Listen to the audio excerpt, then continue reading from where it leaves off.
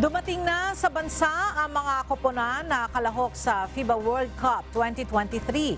Kabilang narito ang Team USA na kinabibilangan ng NBA players. Pinangungunahan ang Team USA ni head coach Steve Kerr at ng Filipino-American na si Coach Eric Spoelstra. Lumapag ang sinasakyan nilang eroplano sa Manila Ninoy Aquino International Airport o NAIA Terminal 1 kahapon ng alas 10 ng umaga. Dumating na rin ang mga koponan ng Italy, Puerto Rico, Greece at Serbia kagabi.